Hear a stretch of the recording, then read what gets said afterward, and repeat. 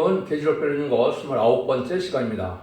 오늘 계시록 21장을 통하여 새 하늘과 새 땅에 대해서 새 이르르렘 성에 대해서 변론해 보도록 하겠습니다.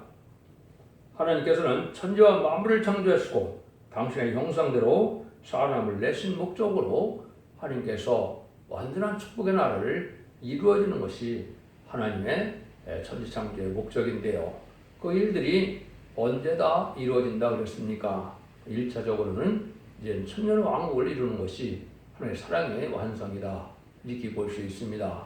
근데 본래는 하나님께서 영원한 신이심으로 영원한 생명을 주어서 영원히 하는 것으로 동거동락함으로 완전한 축복의 미의 나라를 이루는 것이 하나님의 사랑의 완성이다 이렇게 볼 수 있죠. 그래서 천년왕국의 백보자 심판 후에 생명의 부활과 심판의 부활로 모든 인간들이 다시 부활하여 심판받음으로 영원한 지옥과 영원한 천국으로 나눠지는 것인데, 그것이 바로 21장에서 새하늘과 새 땅이다 이렇게 말씀하셨죠.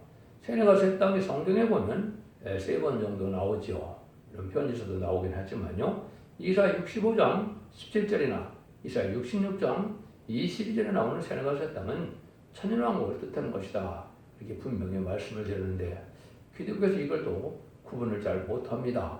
여기 21장에서 나오는 새하늘과 새 땅은 그것을 말하는 것이 아니고 영원 무궁세계 하나님이 친히 계신 곳에 새하늘과 새 땅이 다시 있게 되고, 이 세상에 이제 지구는 이제 없어지는 때가 온다, 사람이 살지 못하는 때가 온다 이 말입니다. 그 말씀을 여기 좀 하시고 있는데요, 그런 일들이 하나님께서 이루어지는 것은 바로 하나님의 사랑이, 주고 싶은 사랑이 불타심으로 하는 것으로 동거동락하기를 원하시는 놀라운 사랑을 완전히 이루어지는 것이 하나님의 사랑의 완성이다 이렇게 볼 수 있는 것이죠.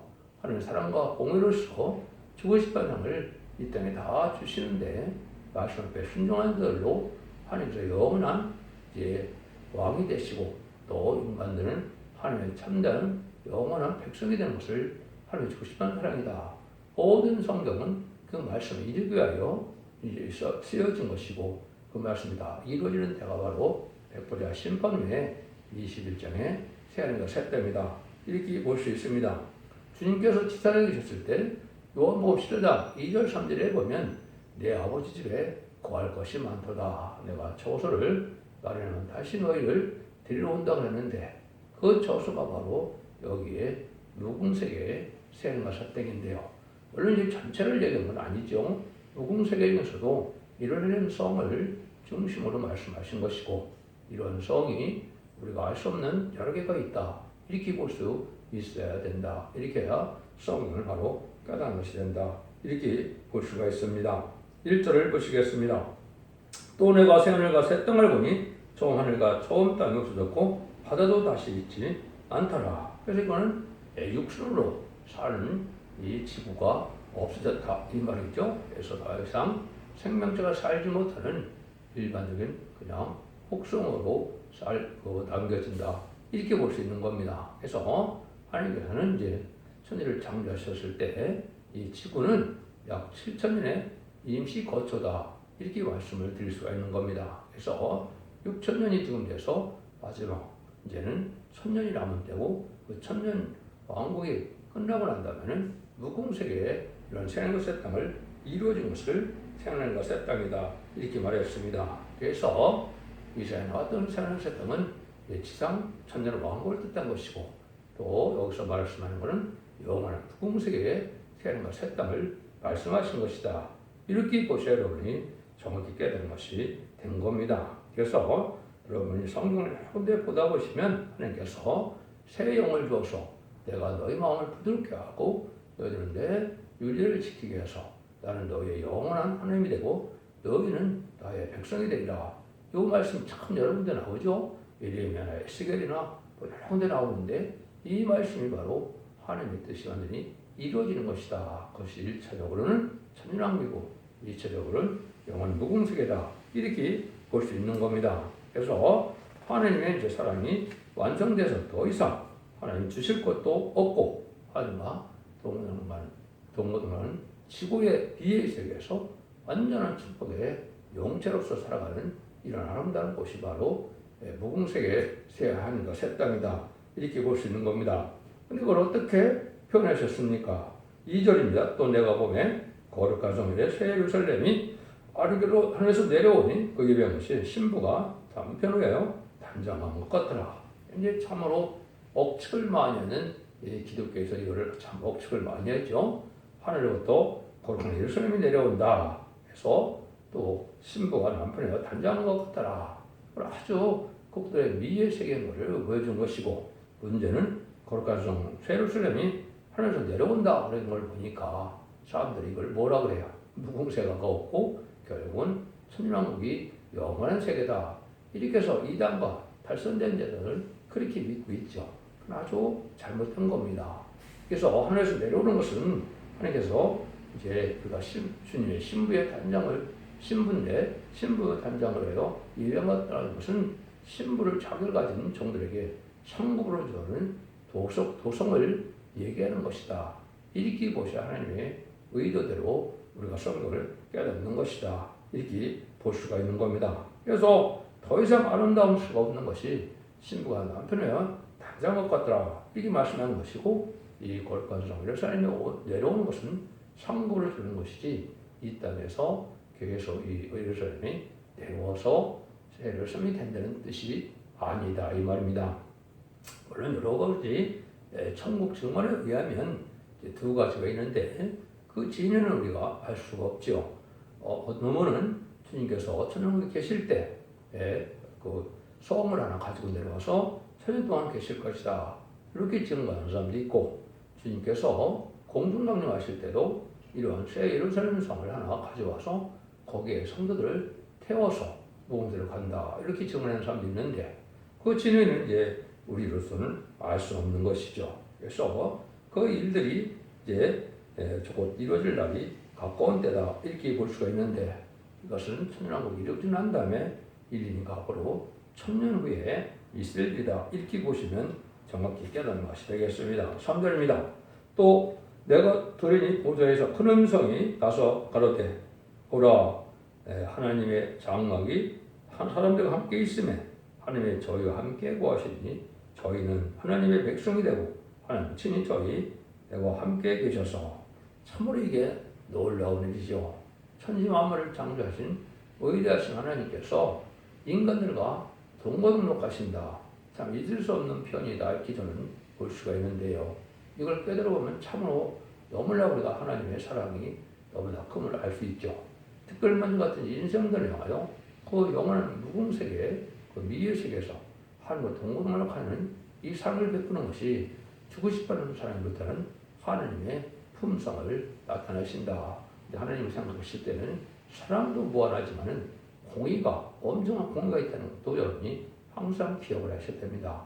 진리 앞에 순종하지 않으면 그들과의 자비와 용서가 없는 심판도 받게 하시지만 하나님의 한량한 은혜 속에 끊임없이 용서해 주시고 회개하는 자들에게는, 말씀을 지켜 순종하는 자들에게는 이렇게 영원한 복락을 누리되 하나님과 동행하는 것보다 더 큰 영광이 없겠지요.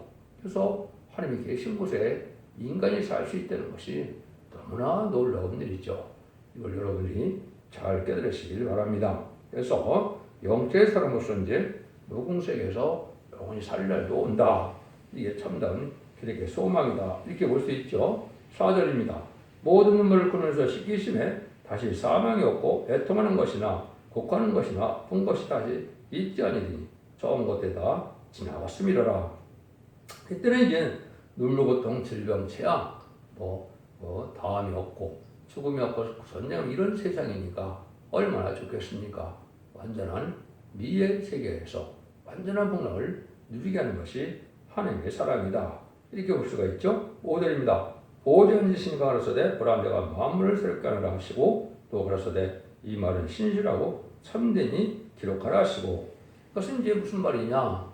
인간이 이 지구상에 있을 때는 육을 가지고 살고 있기 때문에 하나님께서는 모든 것들을 육의 인간들이 이용하고 사용할 수 있도록 창조한 것이 이 세상의 창조죠.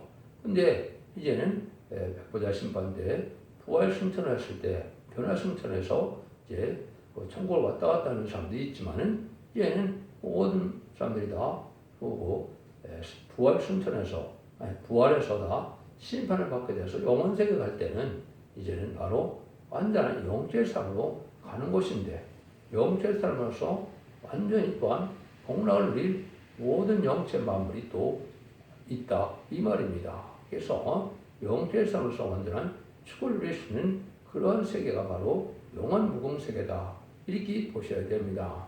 이 세상에는 육적인 인간으로 창조하셨지만 무궁 세계는 영적인 인간으로 해도 모든 만물을 인간의 복락을 누릴 수 있도록 창조하신 사랑이다. 이걸 우리가 말씀할 수 있다 이렇게 됩니다. 그래서 가로되 이 말은 신이시라고 참되다. 이거는 거짓이 없는 하나님의 약속의 말씀이다 이 말이죠.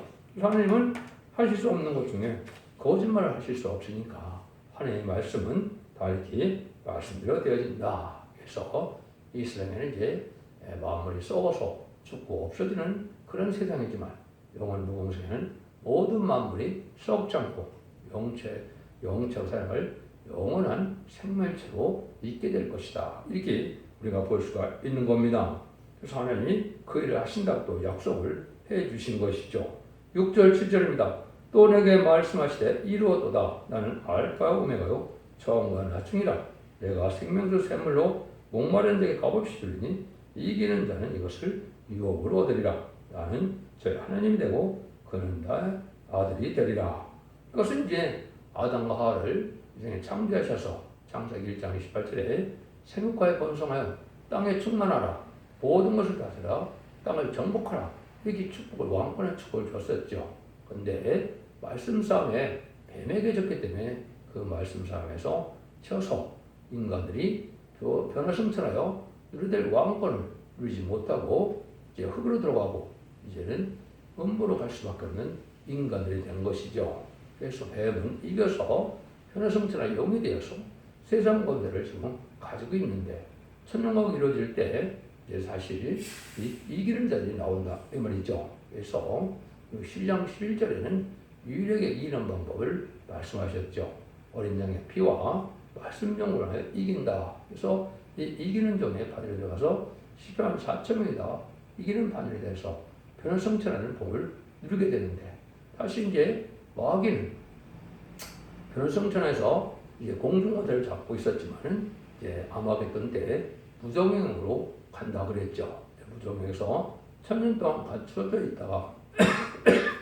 갇혀 있다가 천년왕국 후에 백발 심판 때 잠시 이제는 마귀를 개방시켜서 또 미혹하는 일을 해서 왕권을 퇴직하는 자들을 불심판으로 멸망시키고 이제는 영원 무궁세 갈 때는 마귀는 또 영원히 이제 지옥의 부정에 갇히게 되겠죠. 이것이 바로 하나님께서 하시는 일인데 이런 적에 유업을 준다. 이거는 참아들의 명분으로서 영원한 상속권인데 이거는 왕권의 상속을 뜻한다. 이렇게 볼 수 있는 겁니다. 그래서 앞으로 천년왕국도 왕권 가진 자들의 나라가 되는 것처럼 무궁세계도 그대로 또 무궁세계도 여러 보석도성과 많은 나라들이 있게 되는데 그것도 이제 왕권 받은 자들의 상속을 허락해서 바로 세세의 왕권의 축으로 누리게 되는 것이다. 이게 하나님의 장호 사랑이다. 그래서 얼마나 하나님의 사랑이 지극한가를 우리가 볼 수가 있고 모든 인간들이 이렇게 하나님의 최고의 창조력으로 최고의 비밀 세계에서 최고의 행복을 누릴 수 있도록 배려하는 것이 하나님의 사랑이다. 이렇게 볼 수가 있는 겁니다. 8절입니다. 그러나 두려운 자들과 믿지 않는 자들과 흉악한 자들과 살인 자들과 행언자들과 술객들과 우상 숭배자들과 모든 거짓말하는 자는 불과 유황으로 타는 것에 참여는 이것이 둘째 사망이다. 이거는 이제 20장에서 백자 심판할 때 둘째 사망을 말씀드렸죠. 그래서 아담 이후로 모든 자들이 이제는 부활을 해서 생명의 부활과 심판의 물로 나누심으로 영원한 무궁세계로 가게 되고 또 영원한 지옥으로 가게 된다 그랬죠. 그 일들을 여기 말씀하시는 것인데 여러분들이 보기에 이제 여기 참여 영원한 무궁세계 가지 못하는 걸 다 알 수가 있는데 특별한 것이 하나 여기 있죠. 그래서 그거는 바로 개들이라고 표현하는 것이 있는데 그것은 하나님이 어떤 자들을 그렇게 표현한가 이걸 우리가 또한 보는 것이 중요하겠죠. 그래서 술객이나 우상숭배는 다 여러분 다 아시는 그런 일들인데 그 개해된 부분은 이제 이사야 56장 18절에서 20절에 보면 9절에서 12절인가요? 거기 보면 이제 몰곡한 목자다, 탐욕이 심한 목자다, 벙어리 개다 그랬죠. 이것은 합당치 않게 사는 불의한 교권세력들은 거기 갈 수 없다 이렇게 말씀을 한 겁니다. 그래서 이런 일들이 이제 우리가 하나님의 공의의 법대로 다 이루어지는 것을 우리가 알 수가 있다.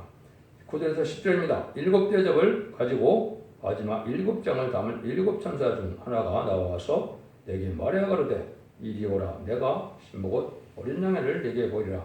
하고 성령으로 나를 데리고 크고 높은 산을 올라가 하늘으로 내려오서 하늘에서 내려오는 바로 하늘의 신령을 보이니. 그래서 신령 되시는 예수님을 맞이할 신부장을 가진 자에게 이러한 거룩한 성을 상급으로 주는 일이다. 아까 제가 말씀을 드렸죠. 그래서 어린 양의 아내, 우리 10만 4천 명 어린 양의 아내가 되는데 이것은 예수님이 만왕의 왕이고 왕권의 신분을 갖춰서 하나님께서 예수님도 이제 왕권 받을 종들도 같은 아들로 인정을 한다. 이 말입니다.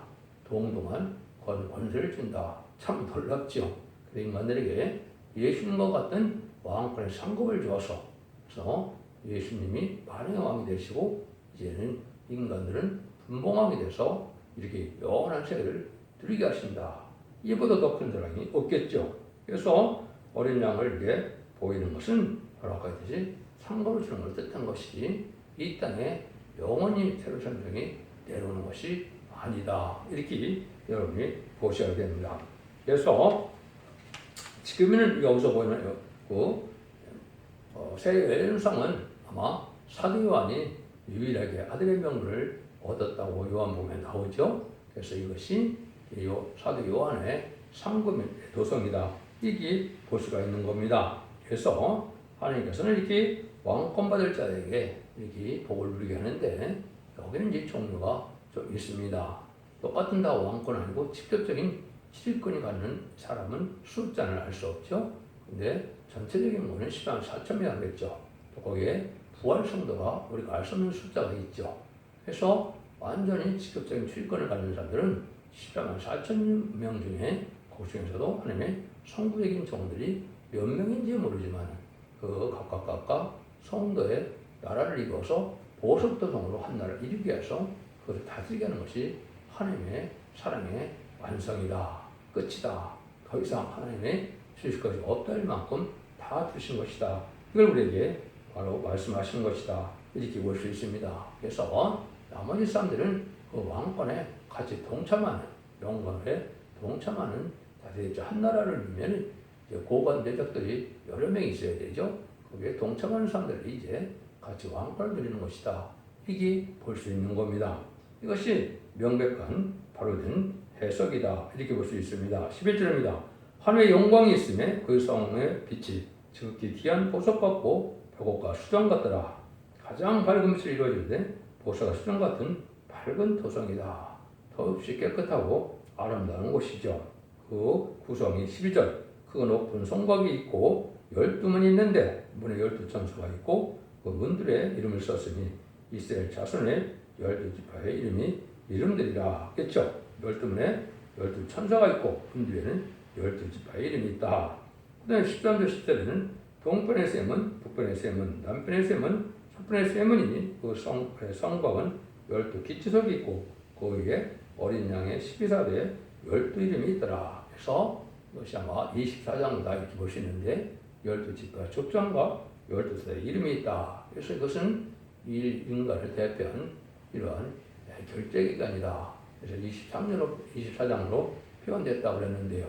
그것이 이제 계시록 3장 10일에 보면 다시를 상상해도 다시 이름을 기록한다는 말이 나오죠. 그래서 이것은 기록 7장에서 입맞은 12지파 14만 4천 명이 나올 때 12지파의 이름이 또 나오죠. 그래서 아마 이 사람들도 새로운 일선의 이름이 기록돼서 아마 36명이 되지 않을까 이렇게 봅니다. 그래서 그런 것이 하나님의 뜻이다. 성경 말씀을 보면 그렇게 우리가 생각할 수가 있다 이 말이죠. 그래서 이사 49장 6절에 보면 야곱의 지파를 일으키는 종이 반드시 다시 나온다고 되어 있거든요. 그래서 이거는 육적 이스라엘의 12지파가 아니고 새로운 예수 믿고 충성받은 자 중에서 충성과 지를 다하는 14만 4천을 뽑을 때 12지파의 족장이 더 나을 것이다.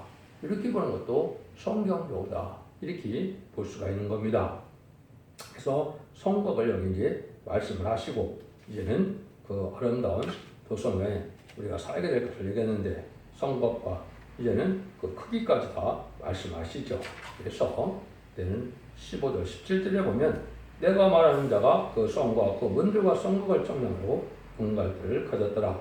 그 성은 네모가 반듯하여 장광이 같은지라 그 갈대로 성을 청량하니 12,600스타디며 장과 광각고가 같더라.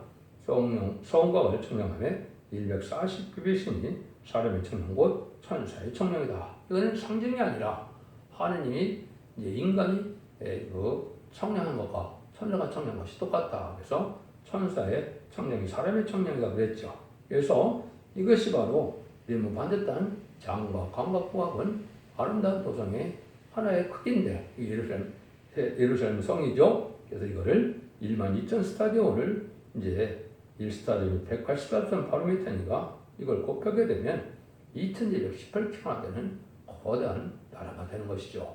이게 장과 공과 고가 같다 그러니까 이런 정방향의 성이 이제 있는데 이런 성이 이제 천국에 몇 개가 있는지 이제 모르는 것입니다. 그래서 아까 왕권 받은 직접적인 지리권을 받은 종이 몇 명인지 모르기 때문에 그건 하나님이 예비한 곳에 이제 예정관에 그것을 이제 차지할 성들이 아주 많이 있다. 그래서 아주 큰 세계가 이제 무궁세계에 있을 것이다.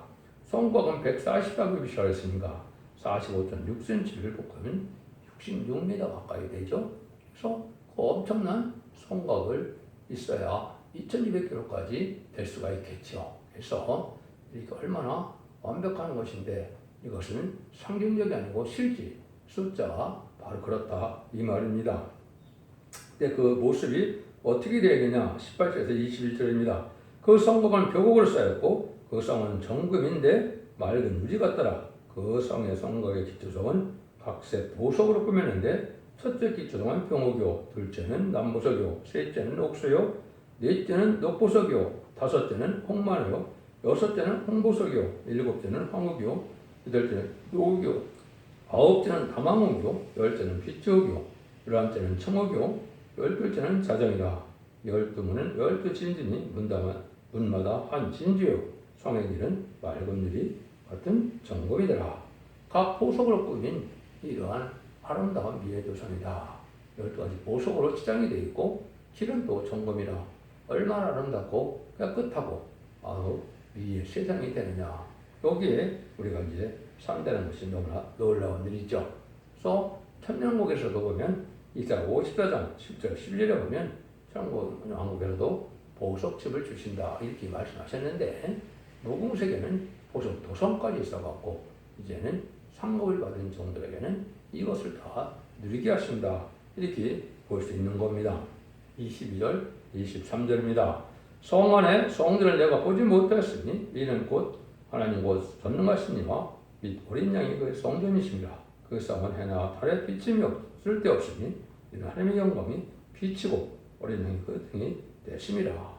성전은 다시 있는 것이 아니다 이거죠. 그 성 자체가 성전이 되고 하느님의 영광의 빛으로 살게 되는 것이다. 해와 달이 필요 없는 것이고 영광의 빛으로 사는 영원한 무궁세의 밝은 도성이다. 이렇게 보시면 되는 것이죠. 24절에서 26절입니다. 만국 그 빛 가운데로 다니고 땅의 왕들이 자기 영광을 가지고 그리로 돌아오리라. 성문들은 낮에 도무지 닿지 아니하리니 거기는 밤이 없습니다. 사람들이 만국의 영광과 존귀를 가지고 그리로 들어오겠고 이랬죠. 왕권 가진 들이 자기 영광을 가지고 돌아온다. 이거는 바로 무엇이냐? 천인왕국에서 왕권 받은 종들이 그걸 가지고 무궁세계로도 왕권을 받기 때문에 계시록 20장 4절에 천년 동안 불사로 왕을 탄다는 말이 세세 왕권으로 이제 바뀌는 것이죠.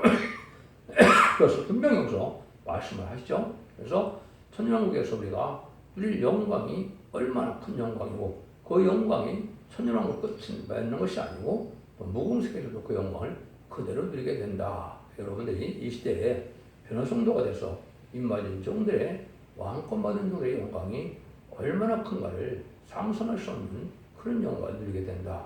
읽기 보셔야 성경을 정확히 깨닫는 겁니다. 그래서 이것은 바로 그런 영광의 영속성을 우리에게 또 알려주셨다. 이렇게도 볼 수 있는 거죠. 27절입니다. 24절에서 26절입니다. 만국이 또 그 말씀이 또 나오죠. 왕국이 빛가운데로 다니고 땅의 왕들이 자기의 영광을 가지고 그리로 돌아오리라. 성문들은 낮에 도무지 닿지 아니하니 거기는 밤이 없습니다.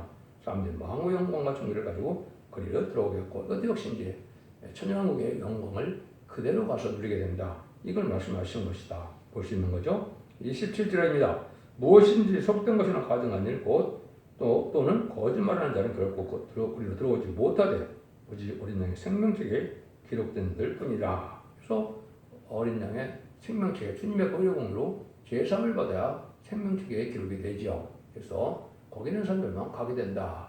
천년왕국은 말라기 3장 16절에 보면 기념책이 있죠. 그래서 천년왕국에 들어갈 자들은 다시 이거 죽어 천국 가는 것이 아니기 때문에 살아서 새 시대 가는 거기 때문에 기념책이 따로 있어서 특별 소유를 삼는다 그런 것처럼 기념책에 기록된 들이 천년왕국의 축복을 누리게 되는 것이고 천년왕국의 축복을 누리고 나서 이제 다시 영원 무궁세계로 가는 자들은 생명책에 기록된 들이 간다.